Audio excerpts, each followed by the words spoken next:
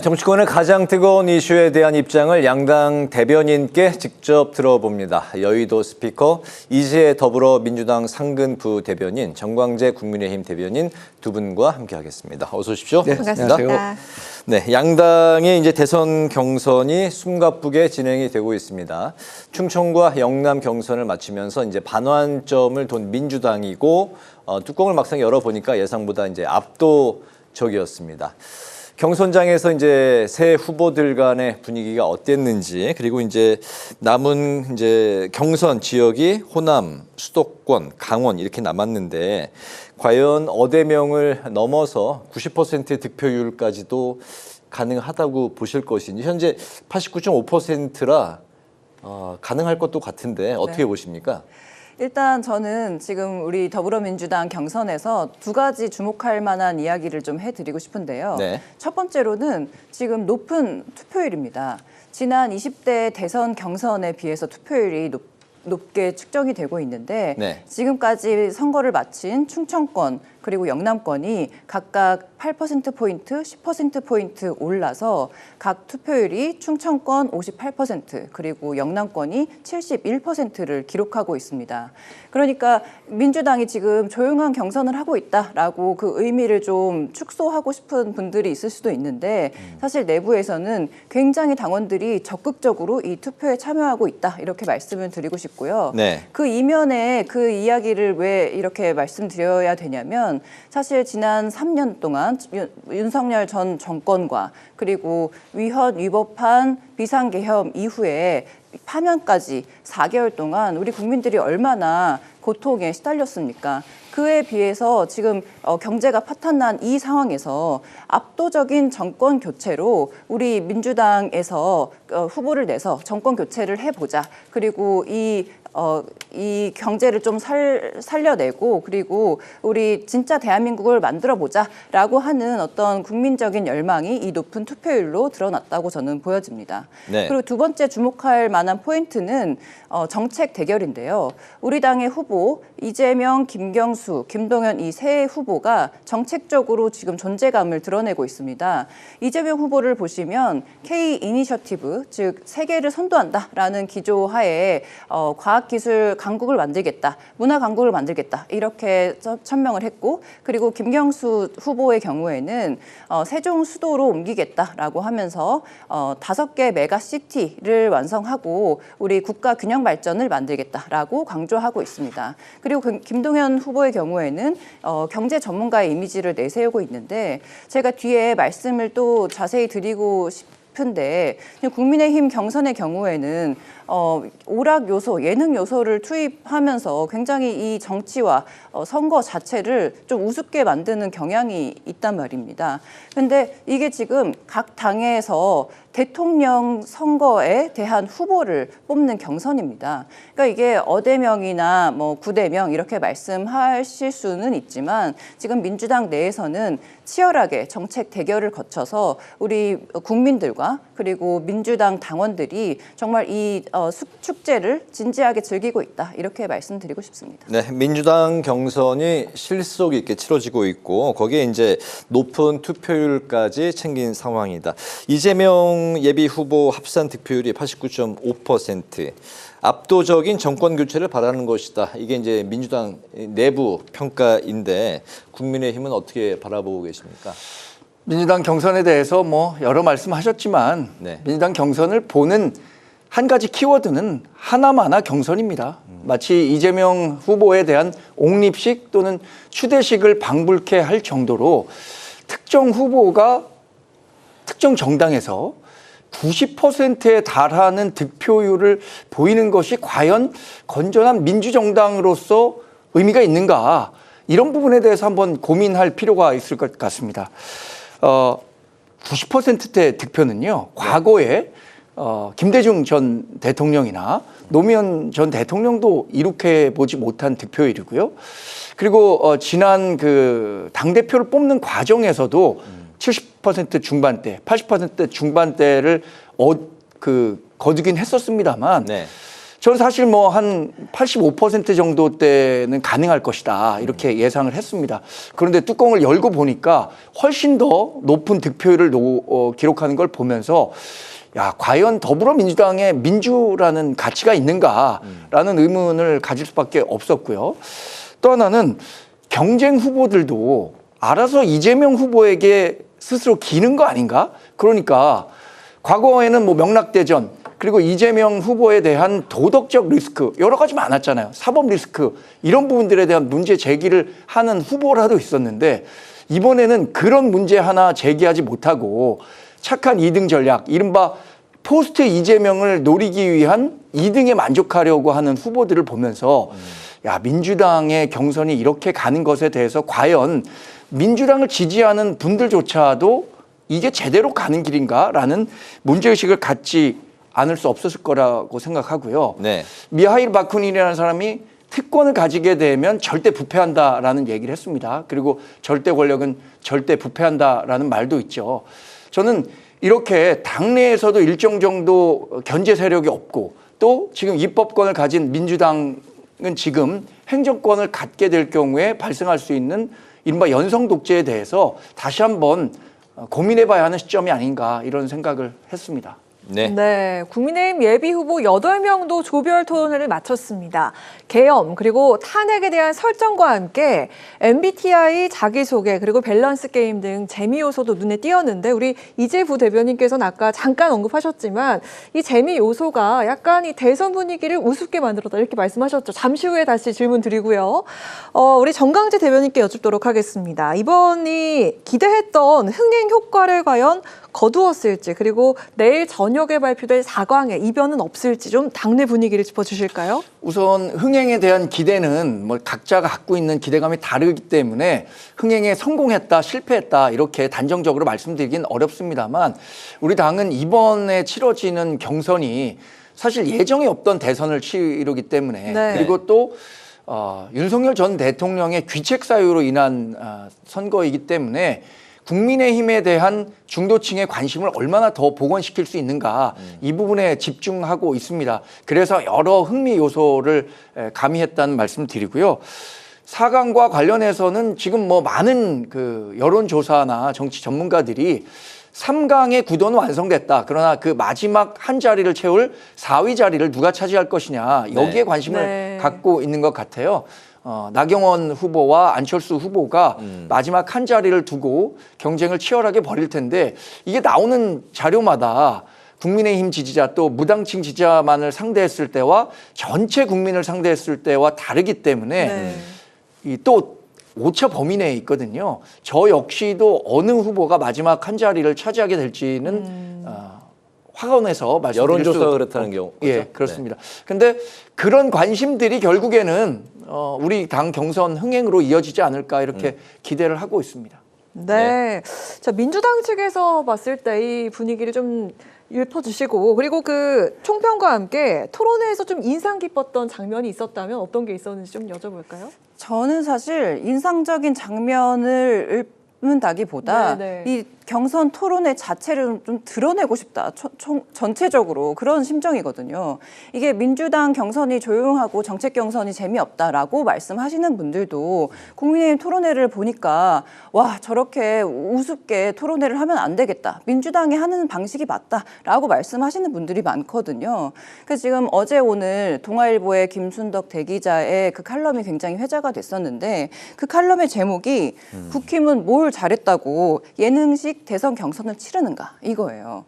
그러니까 지금 3년 전에 국민의힘이 문재인 정권의 그 검찰총장을 업어와서 대통령을 만들고 그 대통령이 파면되지 않았습니까? 그런데 그 파면이 됐는데도 책임을 지지 않는데 지금 박근혜 전 대통령이 탄핵이 됐을 때 당시에는 그래도 당내에서 쇄신하는 신용이라도 했었는데 지금 이 윤석열 전 대통령이 파면이 되고 나서 그 아크로비스타 자택으로 들어가면서 대통령 3년 하나, 5년 하나 이런 말을 하는 그런 전 대통령 때문에 지금 나라가 다 망하게 생겼는데 국민의힘이 이렇게 이런 사태를 수습하고 그러면 이 파탄난 경제와 외교를 어떻게 할 것인가 이런 것들을 치열하게 고민하고 토론하고 반성하고 이런 모습을 보여줘도 시원치 않을 판에 이 사람들이 나와가지고 이 예능식 경선을 하고 있다? 이런 게 지금 바로 국민을 우롱하는 그런 태세라고 말씀드릴 수밖에 없습니다.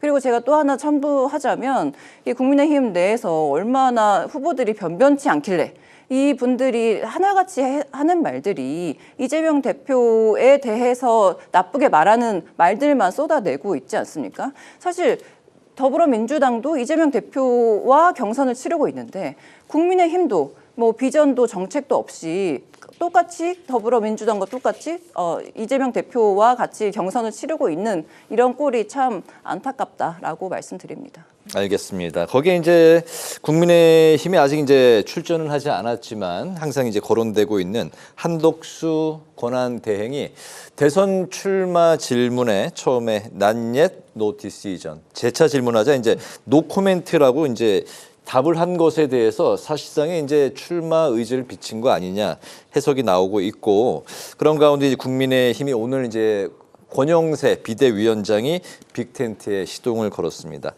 한덕수 대망론, 한덕수 권한대행의 출마 점점 가시권으로 오는 듯한 이런 분위기도 읽혀지고 있는 것 같습니다. 어떻게 보십니까? 일단 우리 당 경선이 치열하게 진행되고 있는데 네. 우리 당 경선에 대한 관심이 한덕수 권한대행의 출마 여부로 인해서 퇴색된 것 같아서 상당히 좀 아쉬운 면은 있습니다. 네. 그러나 오늘 권영세 비대위원장이 얘기했던 것처럼 빅텐트의 가능성은 열려 있다고 봅니다. 한덕수 권한대행이 대선에 출마할 것이냐 안 할 것이냐는 사실 5월 4일 공직자 사퇴 시한 전에 본인의 의지에 따라서 결정이 될 것으로 보입니다만 일단 그 전에 우리 당은 한 명의 후보를 확정하게 되죠. 네. 근데 지금 나타나는 세간의 여론은 1대1 구도가 정확히 완성되지 않은 상태에서 이루어지는 여론조사이기 때문에 저는 1대1 구도가 완성된 이후에는 완전히 새로운 국면의 여론이 펼쳐질 것이라고 보고요. 한덕수 권한대행에 대한 출마설이 계속 나오는 것은 한 권한대행이 나왔을 때의 경쟁력이 일정 정도 있다라는 것을 가정으로 네. 얘기가 되고 있는 것 같은데 저는 말씀드린 것처럼 우리 당의 후보가 정해진 이후의 여론 국면은 달라질 것이기 때문에 네. 한 권한대행의 출마 가능성을 개인적으로는 높게 평가하지는 않습니다. 왜냐하면 이게 2002년 때와는 가능성을 높게 평가하지 않는다는 것인가요? 아니면 그 출마 자체를 높게 보지 않는다는 말씀인가요? 가능성을 낮게 본다는 가능성. 겁니다. 그러니까 한덕수 권한대행이 본인이 정말 남은 그 여생의 시기 동안 네. 정치 전면에 들어서서 이번에 그 출마하게 되면 본격적인 정치의 길로 들어서게 되는 것인데 지난 50년간의 공직자로서 국가에 헌신했던 것 이런 것들에 대한 것까지 퇴색될 수도 있는데 네. 그런 리스크를 지고 그리고 당선될 가능성이 얼마나 높은지 모르겠습니다만 그런 부분까지 고려해서는 저는 좀 출마할 가능성이 낮다고 보고 있거든요. 네. 그리고 2021년에 당시에 오세훈 우리 당 후보가 상당히 약세였음에도 불구하고 바깥에 있는 안철수 후보랑 단일화를 했을 때는 사실 당 후보로 확정된 다음에는 완전히 다른 결과가 나왔거든요. 네. 그러니까 5월 3일 우리 당 후보가 정해진 이후의 여론은 지금과는 많이 달라질 것이다. 그 여론이 한덕수 권한대행의 출마 가능성을 조금 낮게 만들 것이다. 이렇게 예상한다는 거죠. 네, 정광재 대변인께서는 한덕수 대행의 출마 가능성을 높게 보지 않고 계시는데 이재 대변인은 어떻게 생각하세요? 전 일단 이 한덕수 대행의 출마 가능성을 따지기 이전에 한 대행이 출마해서는 안 된다고 생각합니다. 일단 국민의힘이 그러시면 안 됩니다. 그러니까 아무리 지금 당내 후보들이 도토리들이라고 하더라도 네. 그리고 그렇게 윤석열 전 대통령에게 당했음에도 불구하고 아직도 새로운 인물을 찾기 위해서 이 사람 저 사람 지금 이게 새로운 인물을 찾는데 그럼에도 불구하고 지금 내란 정권의 총리인 한덕수 총리는 정말 당치 않다라고 저는 생각하고요. 그리고 한덕수 대행도 그렇게 하시면 안 된다고 말씀드리고 싶은데요. 일단 지금 본인이 외교통상 전문가라고 주장하면서 트럼프의 전화를 받았다, 트럼프가 만나자고 하더라, 뭐 이런 얘기들을 언론에 자꾸 노출시키지 않습니까? 그러면서 불출마하겠다라는 얘기를 하지 않고 지금 대선 스펙 쌓기용으로 미국과의 협상에 성급하게 들어가지 않을까 이런 우려가 많은데요. 그 차근차근 따져보면 지금 한덕수 대행은 사실 외교통상 전문가도 아닙니다. 왜냐하면 그 이전에 우리 미국에서 한국을 민간 국가로 지정했을 때 사실 우리 정부에서 그 사실을 몰랐기 때문에 대응을 못해서 결국 민간 국가로 지정이 됐습니다. 네. 근데 그 전에 민간 국가로 이전에 지정이 됐을 때 그 리스트에서 뺄 때까지 우리가 13년 6개월이 걸렸거든요. 그러니까 한덕수 총리는 이 사실을 알지도 못했고 빼지도 못했다라고 말씀드리는 것과 그리고 두 번째 어제 뉴스에 나오는 거 보도에 따르면 미국이 그 수입 목재에 대해서 관세를 부과하기 전에 해당 국가들에게 그 의견서를 제출하라라고 얘기했는데 그 사실도 우리가 한 달 동안 몰랐다는 거 아닙니까? 그래서 이제 와서 발등에 불이 떨어지니까 산림청과 산자부가 네 탓이다라고 지금 공방을 벌이고 있는데 지금 한덕수 총리가 대행이 총리 일도 못하고 대행 일도 못하면서 지금 외교통상 전문가라고 코스프레를 하고 있는 겁니다. 그래서 자기 일도 못하면서 지금 뉴스에 나오는 걸 보면 지방도 가고 어디 대형교회 이런 것도 가면서 지금 국민의힘이 보내오는 러브콜을 즐기고 있는 모습인데요. 그 권한 대행직을 이용해서 하는 명백한 선거운동이라고 저는 규정을 짓고 싶습니다.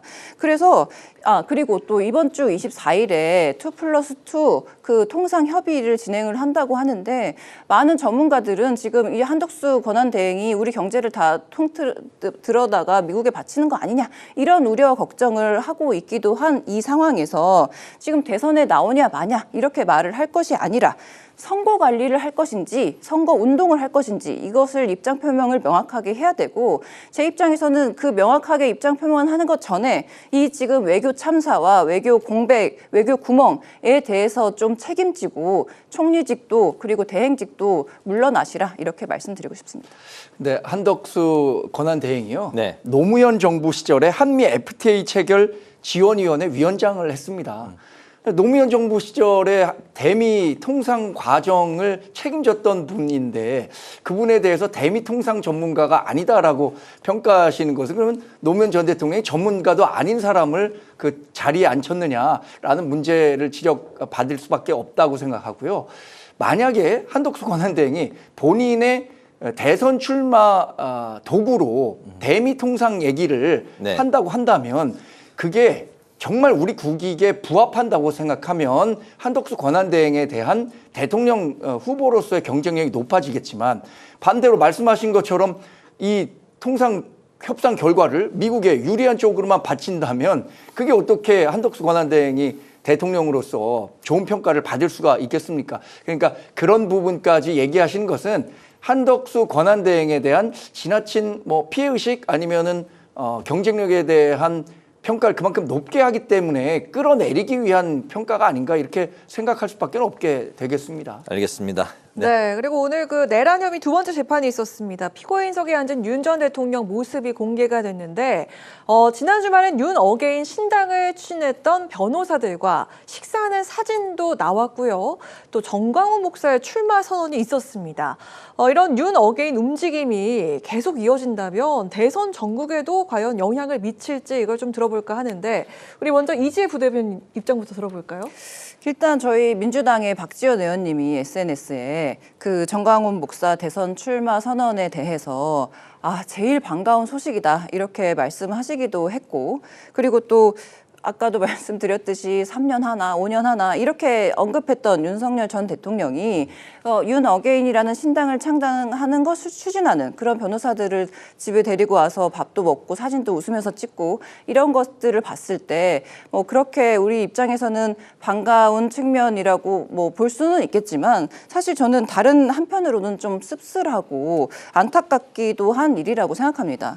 왜냐하면 국민의힘이 얼마 전까지 그래도 우리 국정 운영을 책임지는 여당이었고 네. 그리고 이 거대 양당의 한 축으로 담당하고 있고 이 국민의힘이 사실 역사와 전통을 자랑하는 그런 당이지 않습니까? 그런데 그 국민의힘에서 배출한 대통령이 벌써 2명이나 탄핵을 당했고 그리고 그중에 1명이 지금 내란을 일으켰는데 그 내란을 일으킨 대통령과 아직도 손절을 못하고 있는 겁니다. 그러니까 우리나라가 사실 민주국가이고 선진국인데 이렇게 국민의힘 내부에서는 그 당권 경쟁에만 몰두하고 그리고 아직도 낡은 정치하느라 건강한 그 정당의 모습과 기능을 상실한 것이 아닌가라는 우려스러운 모습에 참 참담함을 느낍니다. 네. 네, 앞으로 어떤 영향이 있을까요? 당직의 입장 들어보겠습니다. 윤석열 전 대통령이 전직 대통령으로서 이번에 치러지는 대선에서 자신의 정치적 영향력을 확인하고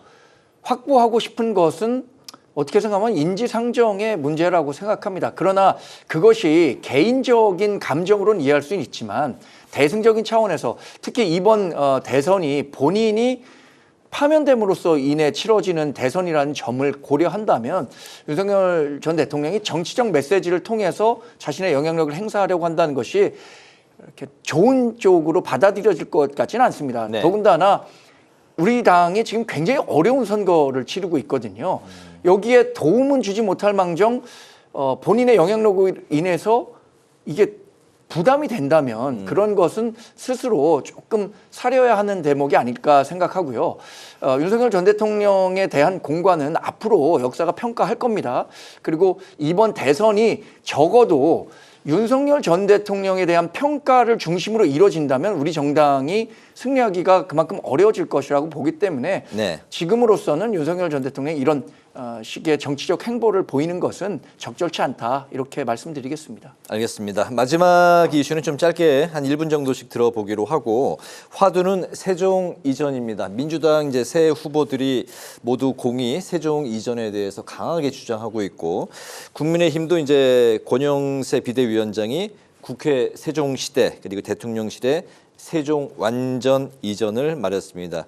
여의도 시대를 완전히 끝내겠다 이렇게 발언도 했는데 세종 이전 한 20여 년 이어져 온 것 같습니다. 이번에 어떻게 실현될 수 있을까요? 좀 짧게 들어보겠습니다. 네, 저는 이번에 굉장히 본격적으로 추진이 가능하다고 생각하는데 왜 그러냐면 이 내란을 일으켰던 용산 집무실은 갈 수가 없다라는 것이 양 당에서 암묵적인 합의가 이루어진 것 같기 때문에 그래서 네. 거기에서 좀 물꼬가 튀었다라고 보고 있고요.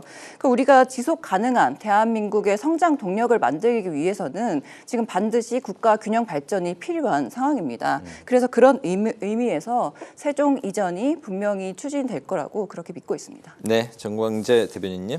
우리 당도 행정 비효율과 지역 분권 뭐 이런 점들을 종합적으로 고려한다면 뭐 여의도 정치 청산과 함께 세종시내가 열릴 것으로 기대하고 있고요. 이미 지난 4.10 총선에서도 그런 공약을 내건 바 있습니다.